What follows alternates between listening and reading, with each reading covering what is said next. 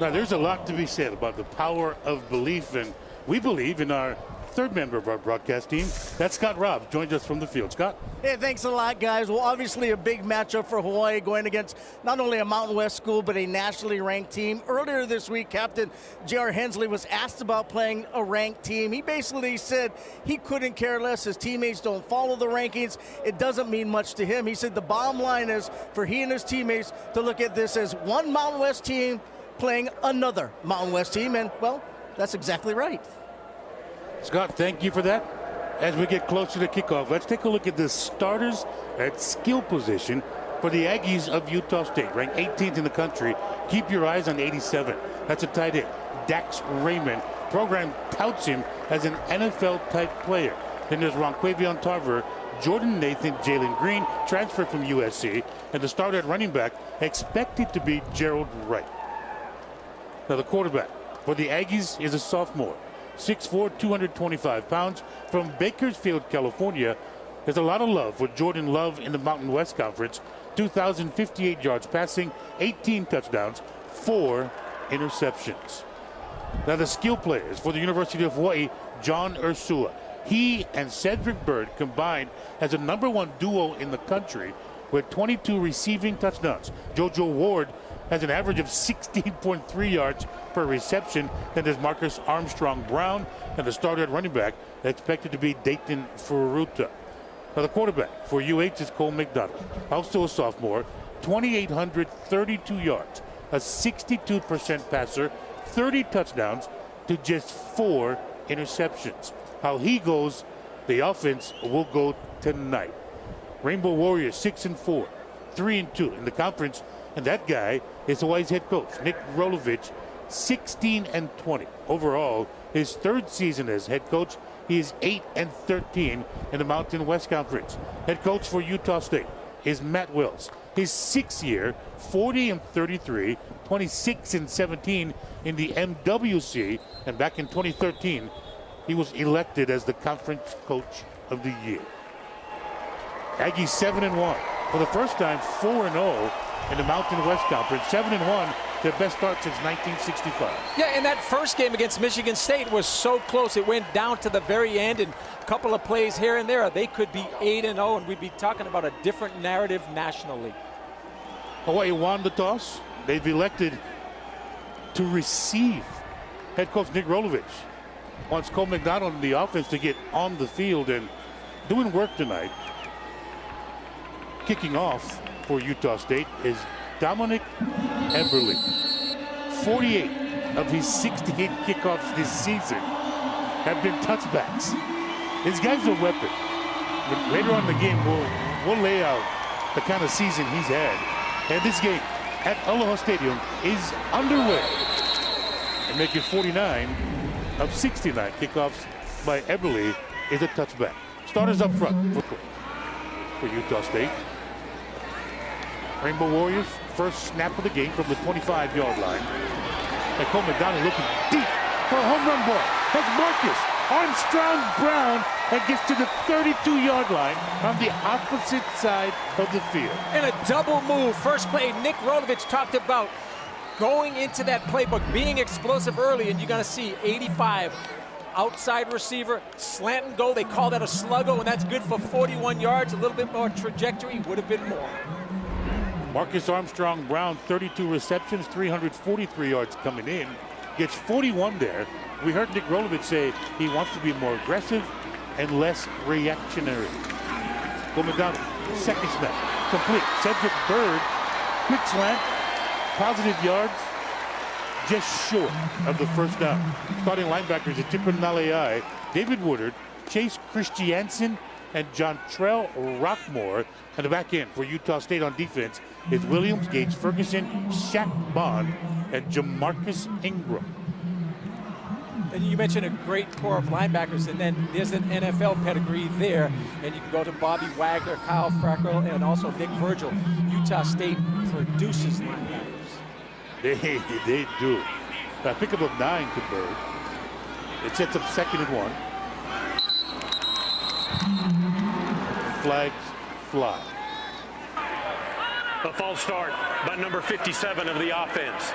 It's a 5-yard penalty, and it's still second down. As the officials for tonight, the referee Cooper Castleberry. That flag against Hawaii, the 10th pre-snap penalty this season against the offensive line. Yeah, and those are administrative things. Those are things that you need to fix. Nick Rolovich does not want to start behind the chains, and good thing they were successful on first down. Backs them up to 2nd and 6. Marked at the 29-yard line. Play action. And Cole McDonald was looking for John Ursua, who was wide open, but Ursua had no idea the ball was coming his way. Yeah, and Ursua's been sick, and that's not an excuse. He missed both Wednesdays and Thursdays practice, Robert, but he was looking to block because he expected a bubble or a hitch. And you're going to see he doesn't even turn around for this football. So obviously there's a communication issue, and they've got to get that straightened out. Cole McDonald expected one thing. Ursua expected another. Amongst the leaders in the country offensively, both quarterback and receiver Ursua. 3rd and 6 at the 29-yard line. Cole McDonald in and out of the hands of JoJo Ward. Yeah, and this is a situation, obviously, with the field position, Robert. I think they're going to go for it offensively. Hawaii had a lot of success early on 4th down. They've struggled a little bit lately, but Rolovich is going to roll the dice. On offense, Hawaii 15 of 26 on 4th down. That's a clip of 58%. That's in the top 50 in all of college football. It's 4th and 6 from the 29-yard line. A couple of big, quick hits moved them down the field. Marcus Armstrong-Brown and Cedric Bird. And on 4th down, Cole McDonald looking for a home run. Goes right side, intended for Ursua, covered well. Yeah, and that was basically cover one. So essentially it was man-to-man coverage. In Utah State brought 6. Hawaii only has 5 offensive linemen in the back to protect. Cole McDonald felt the pressure, but he did throw that ball on timing. He just needs to throw that a little bit more outside. And if you're a receiver at this level and the other defense wants to play you man up, you have to welcome the challenge. Especially if you're John Ursua. He's so hard to cover with 2 people, never mind 1. Aggies take over on offense, their first snap, 1st and 10 from their own 29-yard line. They run right side, and doing the running is Aaron Vaughns. And they're going to go quick tempo. Offensive linemen Roman Andrews, Enriquez, Quinn Ficklin, Castanera, and Sean Taylor at right tackle for Utah State. Now this is the up-tempo we're telling you about. Aggies waste no time. Yeah, and now they look to the sidelines because they know what Hawaii's in. Hawaii's also going to look to their sidelines and try to get in the right defense. So it's a matter of who is holding the chalk last. 1st and 10 from their own 41-yard line. They run right side again, and he's still running. That's Darwin Thompson to the 20, inside the 20 in Hawaii territory. Too easy. Yeah, and you're going to see the horizontal run game. You're going to see the vertical run game, and you're going to see tempo because here they come. That Darwin Thompson, a 41-yard run. And you go Thompson again. He's 5'8", 200 pounds, the junior from Jenks, Oklahoma. Hawaii known to substitute, and this does not allow you to substitute when you go tempo. And they continue their up tempo. Jordan Love in the middle, in and out of the hands of his trusted tight end, Dax Raymond. That's thanks to... Yeah, and I'll tell you, Robert, 6'5", 250, only a junior. They think he may go out early. And Ikom Okoke delivered a shot that caused Raymond to drop the ball. A timeout's been called on the field. Hawaii calls their first timeout of the half. 30-second timeout. 30 seconds. See, tempo does that to a defense. And starters up front for Hawaii on defense, Zeno Choi, Blessman Ta'ala, Sam Akoteo, and Derek Thomas at defensive end. The linebacking core for Hawaii, again without Jelani Tavai, it's Solomon Matautia and Panay Pavihi. On the back end for the Rainbow Warriors, Manu Hudson Rasmussen, Eugene Ford, Kalen Hicks, Ikom Okeke, and Ro Ferris. Okeke, big hit on Dax Raymond, that caused that incompletion. Yeah, and he made a tackle earlier on that long 41-yard play. So Okeke has to tackle well in the open field because there's going to be a lot of opportunities in space for number 22 from Las Vegas. So after the timeout, Aggies back on the field facing 3rd and 8. It's marked at the 16-yard line.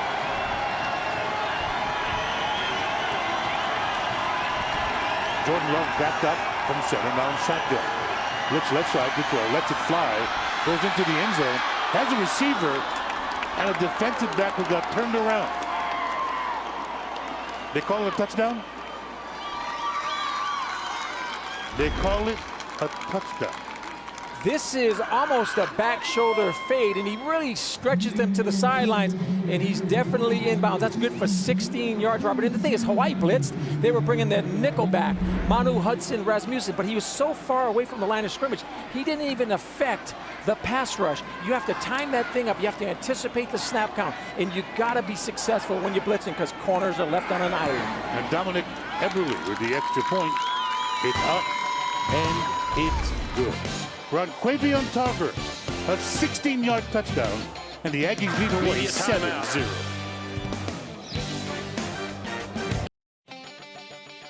Rainbow Warrior Football on Spectrum Sports is sponsored by Bank of Hawaii and Hawaii Honda Dealers. You're going to see on the left side of your screen the safety, number 16, Kaylin Hicks, is going to come a little bit late, and that's what I was talking about. When you blitz, you have to time it up better. And then the left tackle, number 72, is going to block both the defensive end and the blitzing safety, and that puts the cornerback not only on an island, but the quarterback has enough time and is not affected and throws the ball to the outside. That's a tough pass to defend for any cornerback. And here's the ensuing kickoff by Eberle. And again, Hawaii will get a touchback out of it and start at the 25-yard line. That 41-yard by Darwin Thompson was big on that opening drive for the Aggies. It really was, and Ronquavion Tarver also now in the top 10 of all-time Utah State receivers with that touchdown, but very explosive on that first series.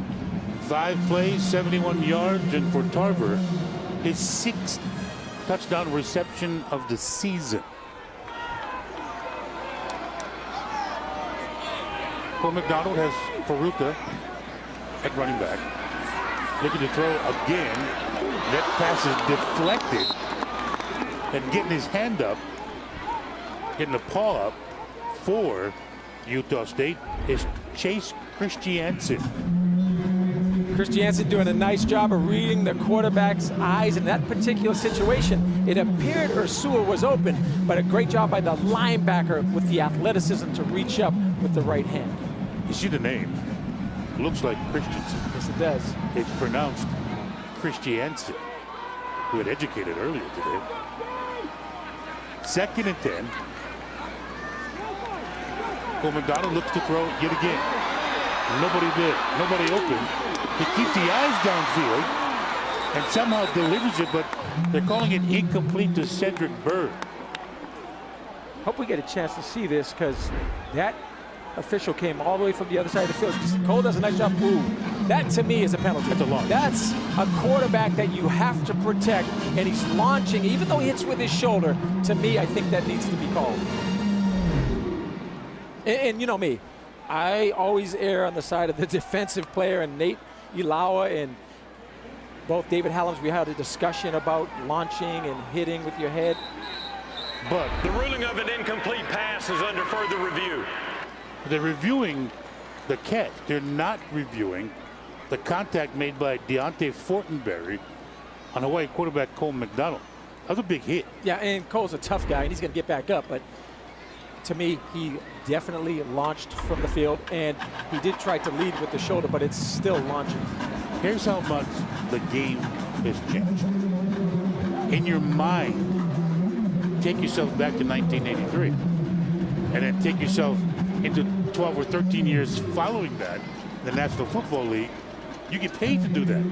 Yeah, and we were talking about that as well. My senior year, out of 11 games, I got 8 hits of the game, and I think I would have been kicked out of 5 of those games at least. And the game has just changed, but you teach tackling differently. You understand the importance of a quarterback, even at this level, where you cannot launch and try to affect the quarterback's health. And I think it becomes a touchy subject when you mention the word launch, because hitting a player is one thing.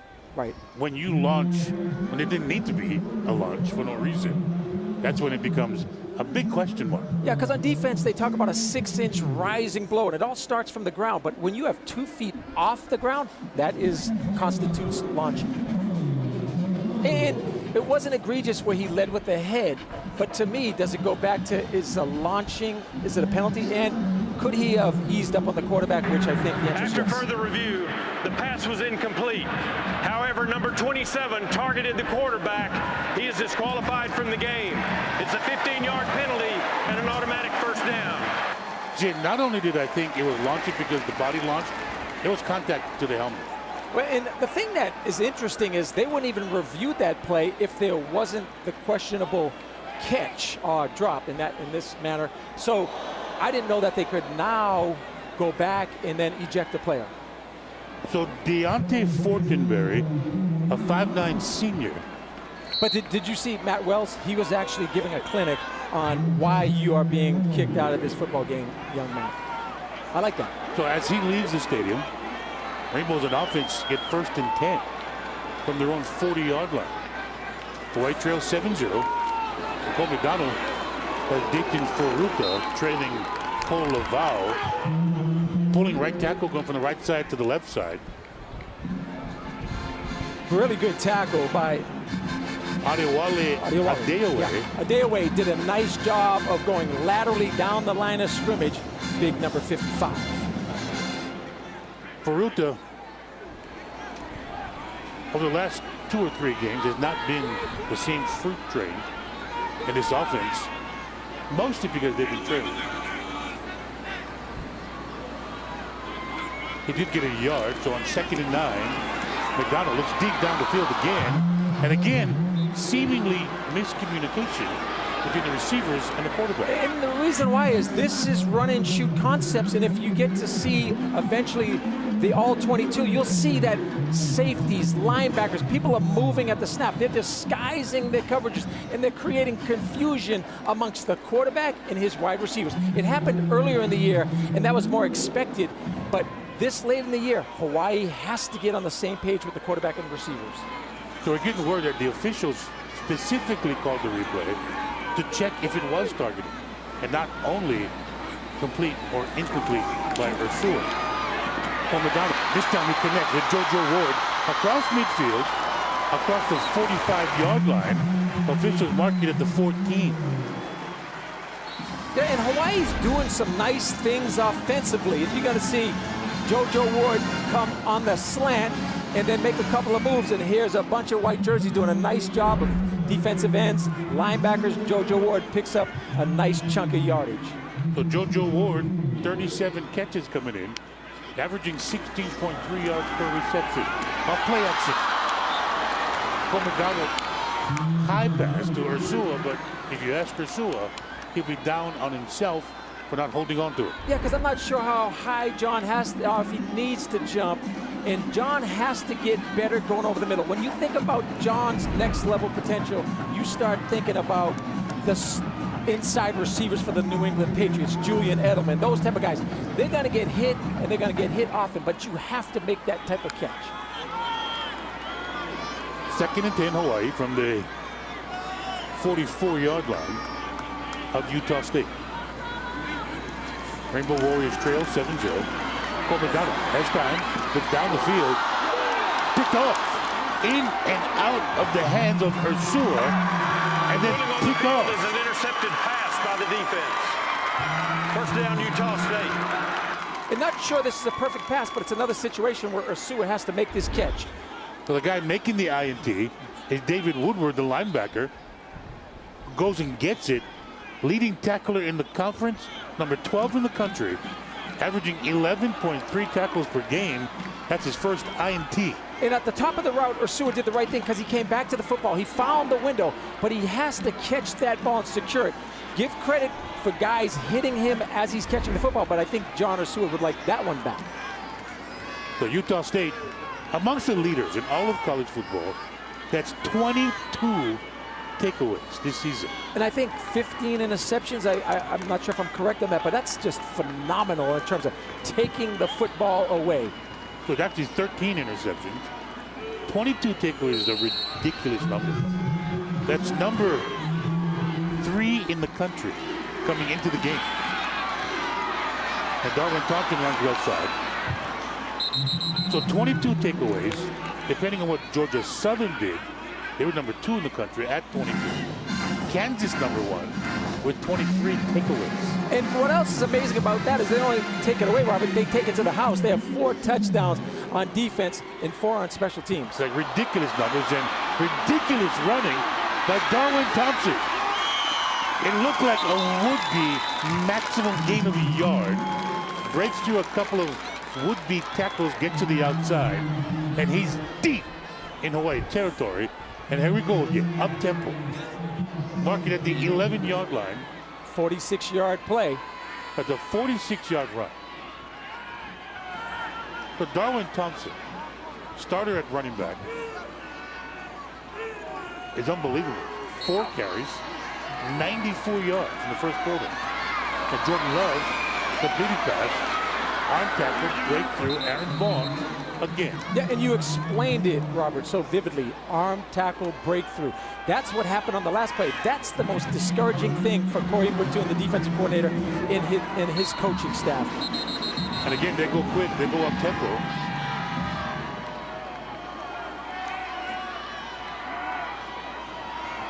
I mean, this is next level up tempo. And why not? They give it to Darwin Thompson, he gets into the end zone.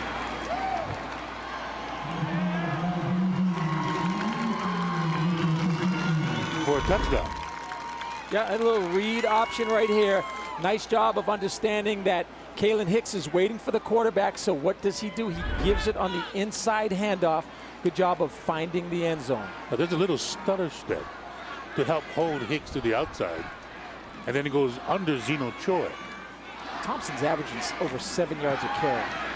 But Eberle with the extra point, and just like that, Hawaii trails 14-0.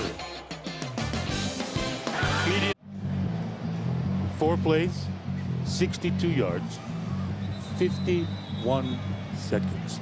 In just over 5.5 minutes in the first quarter, Utah State already has 104 yards rushing. Yeah, and Thompson's averaging 18.4 yards a carry. He has 5 attempts for 92 yards and a touchdown. So he came into this game averaging 7 yards a carry, but he almost has 100, and we still have 9 minutes to go in the first quarter. So that's 28 times in the last 33 games for Utah State under head coach Matt Wells that the Aggies have had 100-yard rushing. It's also the 18th scoring drive for Utah State in less than 60 seconds. Eberle with the kickoff here. He goes even deeper into the end zone. Now think about that. 18 scoring drives of less than 1 minute is second in the country, only to Alabama, who had 20. And who knows what they did today. Yeah, and Tua Tagovailoa had another great day that's solidifying his top standing in the Heisman Trophy race. But you're right, that's an incredible figure when you think that they're kind of not just a run and shoot type of offense. They're doing it through the run game. They're doing it through the passing game. They will stretch you vertically and horizontally, but they're getting in the end zone quick. Hawaii quarterback Cole McDonald started 2 for 2 for 51 yards. Since he's 1 for 5 and interception. Now back to the completion mark. JoJo Ward, right side, first down, Rainbow Warriors. Yeah, and it has to be disconcerting to Craig Stutzman, the passing game coordinator, because Cole McDonald's trying to go through his progression, and he's had a couple of drops early.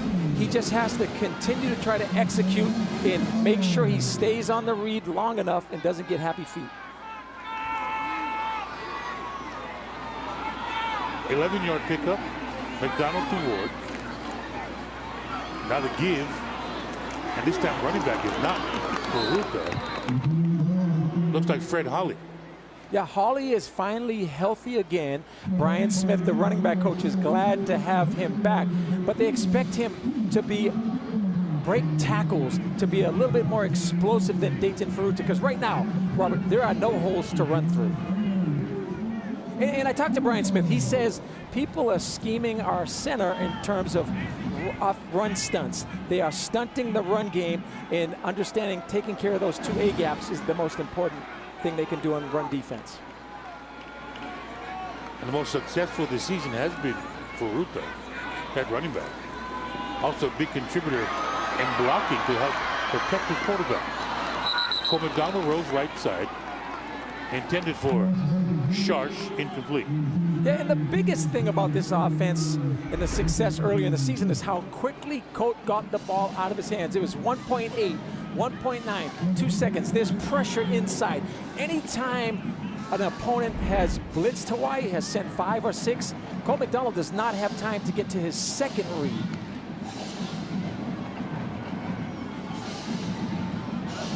McDonald 4 of 13. 77 yards. And his 5th interception of the season. Looks like false start Hawaii. Cole Laval, the right tackle. A false start by number 72 of the offense. It's a 5-yard penalty, and it's still 3rd down. Yeah, and Cole has got caught in his stance earlier in the year. He's 350 pounds. Next year, when you talk about him being another year in the system, needs to lose 20, 30 pounds, because the run and shoot requires you're on an island. There's no tight ends. There's no 2 backs with the maximum protection. You have to block their edge rusher every snap. What the coaches do like is the mean streak of Laval to the outside. The second false start penalty against Hawaii today. Cole McDonald pushed it out of the pocket, no place to run. And he stopped for a loss of yards. And they like his athleticism too. I just watched him kick step and really set nicely, did a nice job.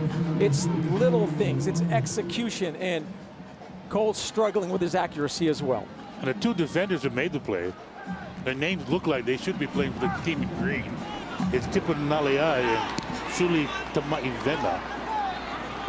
The punt here by Stan Gaudian for Hawaii. Fair caught. Just short of the 30. They're going to mark it at the 29-yard line by Utah State. It is not Stan Gaudian, a new punter. We'll introduce you when we come back. There wasn't Stan Gaudian attempting to punt for Hawaii. Instead, it was Ben Scruton. The 5th time he's punted this season. Coming in 4 punts, an average of 36.5 yards, a long of 42. You want me to tell you the difference? One is better with his right foot, one is better with his left foot. They both from Australia can kick with both, but it's all about strategy. And we got to be honest. We've seen them during camp. They look actually alike. put 2 punters in there, yes, to throw the other team off. After that punt, officials mark it at the 32-yard line. 1st and 10, Utah State. Complete across the middle. Jordan Love. He gets rid of it quick. he does, and he's a good decision maker, and he spends all that time studying film, all that pre-snap stuff that people don't talk about. Really a smart, cerebral quarterback. Another flag on the field. For 51 of the offense. It's a 5-yard penalty, and it's still 2nd down.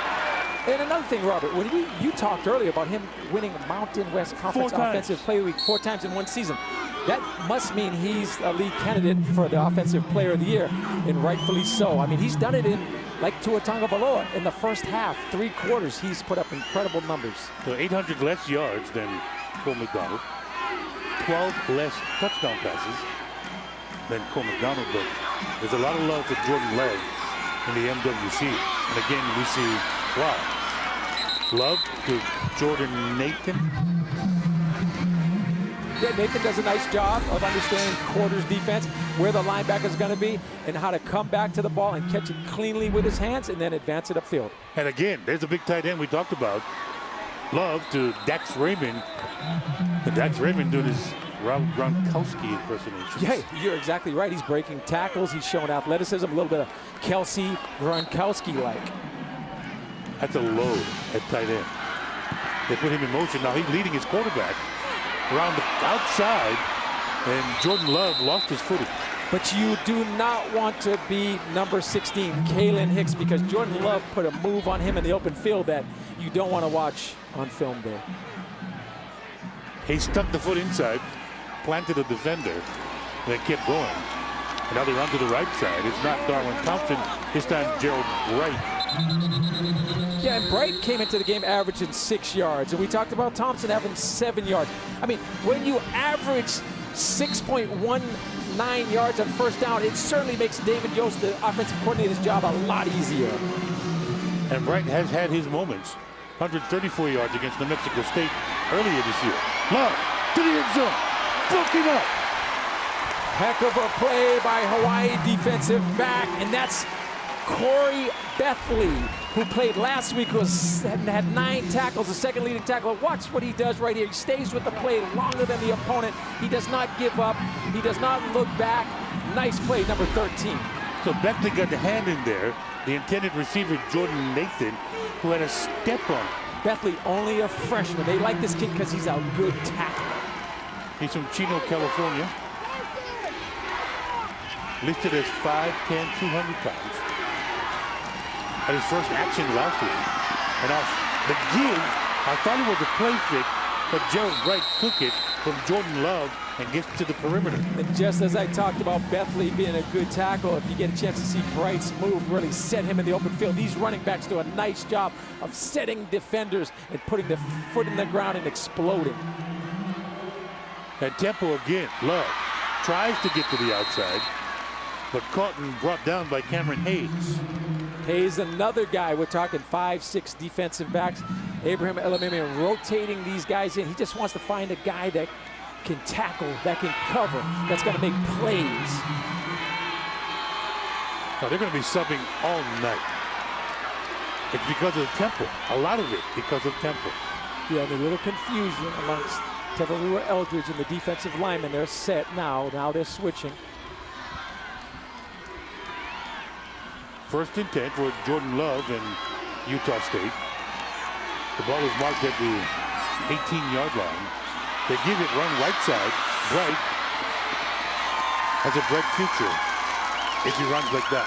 Yeah, but blocking had a bright future as well. There's nobody that had contained. That's an 18-yard run, and you got to see great hesitation, good vision. He's nothing happening on the inside, and he continues to go horizontal, and there has to be a jersey in green that's responsible for what they call contain. I mean, he turns the corner after he bounces. He saw nothing inside, and then nobody home off the edge. And again, Dominic Eberle, another point after attempt, and it's good. 21-0. Aggies lead the Rainbow Warriors. Let's go inside the number tonight. And the number we're talking about is 20.5. It's what Hawaii's been averaging on the scoreboard in their last 4 games. Over the first 6 games, Rainbow Warriors averaged 42 points. That's a 22-point differential. Yeah, it's almost inexplicable because they were so exciting to watch. And it was fundamentals. It was catching balls short, deep.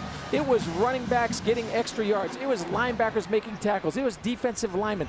And all of a sudden, this last 3 or 4 games skid. They're lacking fundamentals, and it's almost like they lost their swagger. Now, inside the numbers brought to you by Heineken. 21-0. Aggies lead the Rainbow Warriors. And still 4:57 left in the first quarter. Another kickoff by Eberle. This one brought out. It was 3 yards deep, but still brought out. Elijah Dale. It's not been a perfect game by Hawaii. There's been miscues. Yeah, you're going to see a ball that's not even near John Ursua. Cole McDonald struggling early. Then you see John drop a football, which we haven't seen that many times this season. And then another ball that floats and is over the head of Cedric Bird. And Cole McDonald is still trying to teach these young receivers the proper route tree and how to accelerate at the top of the route. A lot of thought process goes into where a receiver goes in this offense. And not all of it is charted before the snap is played. Depends on where that secondary wind up. Cole McDonald has time. Cole McDonald looks deep. Has a receiver open. Cedric Bird makes the catch. That was as good as a deep ball throw as you're going to see. I really believe that the Utah State defender didn't think Cole could throw it that far. You talk about arm strength. Watch him step into that ball, get his hips into the ball. All that power starts from the ground. A great deep ball. And Cole has done that all year long. 51 yards. That's a 51-yard connection and a touchdown-saving tackle by Jamarcus Ingram. 51. McDonald to Bird. Is it enough? Is it a wake-up call for this offense to find a rhythm? And our first down to give is to Fred Holley. And I think the discouraging thing, Robert, is you have to run the ball, at least efficiently, to set up the pass. You cannot rely on just throwing the football 60 or 70 times a game, and they have not been able to get the run game started in the last couple of games. That, to me, is the biggest deficiency on the offense. I've always felt in this offense, there needs to be a rhythm in the pass game to get them to at least believe there's a threat. And it's usually 5, 6, 7 completions in a row. Then you sneak a running back, get big yards and pressure. Oh, he picks up the blitz. Cole McDonald overthrows Cedric Bird. A good job, though. Utah State brought an extra man. He gets cut. He's on the ground. Cole McDonald had some time. Yeah, and I think protection was good. They picked up the blitz, just as you explained. And I think Cole threw that off his back foot, expecting pressure when there was none. 2-yard pickup by Holley on first down. Sets up 3rd and 8.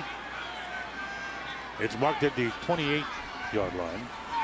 This is interesting because Cole McDonald and Ursua just had a discussion. It's kind of schoolyard in terms of what route you may see here versus trips. Well, check that 24-yard line. McDonald rolls out right side. And again, miscommunication. He was looking for Bird to go toward the end zone. Takes a shot, and Bird pulled up short of the 5-yard line. Yeah, Cole takes a shot here, and you're going to see it right here. Really a nice job of right underneath his chin. A clean tackle. But again, I didn't think that affected the throw. I agree with what you said, Robert. Just miscommunication amongst the quarterback and the receiver. The receiver should never quit on a route. What a great name. The guy that hit Cole McDonald. His name is Jacoby Wildman. That is unbelievable. And he was a wild man on that play. That's a wild hit. That's a big-time hit. Legal. Big hit. Hawaii calls their second timeout of the half. 30-second timeout. So 3:25 left in the opening quarter. Hawaii driving but trailing 21-0. Yeah, and a good timeout. And we talked about this earlier in the season. Offenses use their timeout. Head coaches use their timeouts in the first half based upon critical situation. And to me, this is a critical situation. 4th and 8, fourth quarter. And the reason why it is you're down 21 points. You have to get points and preferably a touchdown, not a field goal. And trust us, in chapter 1 of the coaching manual, it never says go for it on 4th and 8. Never. Almost never. But I'll tell you what, that manual is being rewritten as we speak. I mean, the rules have changed. Yes, they have. But chapter 1 does not tell you to go for it on 4th and 8, but they're not going to go for it. They made a decision to go for a field goal. Ryan Mescal. 41 yards, Robert. Remember what happened last week? Mescal had that kick 6 return, Fresno State, right before the half. This is not his line. So Mescal, his kick is up and good. He's 12 of 15 this season as a field goal kicker for the University of Hawaii. Hawaii calls timeout. They showed going for it at 4th and 8. They make a decision on the sideline. And I want to talk about Noah Borden, the snapper, because that is 176 straight snaps without a bad snap. He's a semifinalist for the Werfel Award, which is community service, GPA, obviously playing football, and that is my favorite player on this football team, the captain, Noah Borden. I'm just amazed that He's not the first Borden to be a long snapper in this program. And there's one more Borden coming along the way. But before them, it was Ingram. The brother thing. And then Brody the Nakama. specialty, yes. You know that Hawaii in 125 games has not had a punt block? Second only to Auburn. That starts with the snapper. And it's always there. I think this guy could actually play in the NFL. He's a little smaller than you want, but you cannot line up a guy over him anyway. And he can cover punts. He's just a heck. He'd be playing linebacker if he wasn't so valuable as a long snapper. That's another thing too. Every long snapper Hawaii's had wanted to play linebacker as well. And they the could two have. Ingram brothers. Oh, they were the best looking guys we had. They've always wanted to play linebacker. So Mesco with the kickoff here. To the corner of the end zone, left side. Utah State will bring it up. Across the 10. Lots of room to run. Across the 30-yard line. And still going. Down the sideline. What a big play by Savon Scarver. And do not be surprised. Number 24 has to leave the game for a play. He lost his helmet. Scarver is all that. And more, because they are one of the top kick return teams in the country. And look who saves it. It's a 66-yard return. And the kicker, Mesco, saves a touchdown. Former rugby player and soccer player. Scarver earlier this season has a 100-yard kickoff return for touchdown. Also a 99. And Love completed pass. Short. Dumped it off to Gerald Bright. And Gerald Bright gets near the 20-yard line. And he's one of only 2 players, Robert, that has 2 touchdown returns for kickoffs. That's why I said it's not just the offense, it's the special teams and the defense. They are explosive. So again, up-tempo, Jordan Love.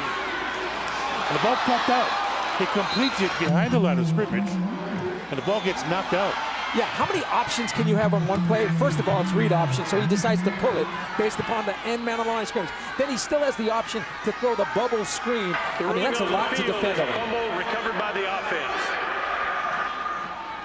I like that play. On the short side of the field as well. It's still a loss of 4 after the fumble. Again, this is set up great field position thanks to Savon Scarver. How do you average 35 for kickoff return? And that goes against all the analytics we talked about field catching kickoffs. Scarver looking end zone, throws to the outside shoulder. That pass is caught by Ronquavion Tarver, who already has a touchdown in this game. And he's also in the top 10 in receiving now, not only in touchdowns. That's the toughest throw to defend, Robert. The back shoulder fade, 22 yards. 22-yard kickoff. And they're going to call touchdown, but his knee was clearly down. I think he was down. Clearly. I don't think the whistle blew, though. He didn't get in the end zone anyway, but I think he's down right there. I think it's still a bad mark of where the knee touched. And again, they give it to Gerald Bright. There's a bunch of green jerseys that time swarming. And do you hear the crowd? Solomon Mautautia, who played so well last year, has to be a thumper. He has to come downhill. He has to be physical. That's what you expect out of your linebackers. You saw at the end of the last play, the pass completion to Tarver. There's some extracurricular pushing and shoving. It involved Solomon. I like fired up Solomon. 27 is Mautautia. Former Campbell Sabre. Yeah, and this is an unbalanced line. There's a center, a guard, and a tackle to the offensive right. Expect something to come back. It's 3rd and goal from the 4-yard line. They give again to Bright. And the future is not as bright as it was the last time when he carried the ball. In fact, it's not bright. Darwin Thompson in at running back. 4th down. This is huge. And they go in tempo just like Tom Brady does on 4th and short for the New England Patriots. Try to confuse the defense. And they're a solid red zone offense. On 4th and goal, it's marked just short of the 1-yard line. They're going to go for it. And they know what Hawaii's in personnel-wise. They're checking this play at the line of scrimmage. Darwin Thompson at running back. 10 rushing touchdowns entering this game for the Aggies. And why not? No, the quarterback stuck it in his belly, and Jordan Love kept it. Love, good for a 1-yard touchdown. But I'll tell you, he's not extremely fast, but he makes really good decisions, and he's athletic enough to make you miss, and there's the set right there on the Rainbow defender. He makes a great decision. Great Had he decision. left the ball, I think Hawaii had the inside pressure. yeah, in the belly of Darwin Thompson, the defense was prepared. And now the extra point for Dominic Eberle. And it's now 28-3. That's the end of the first quarter. And a touchdown by Love, the ensuing extra point. This first quarter is in the books. 27-3 here at Aloha Stadium.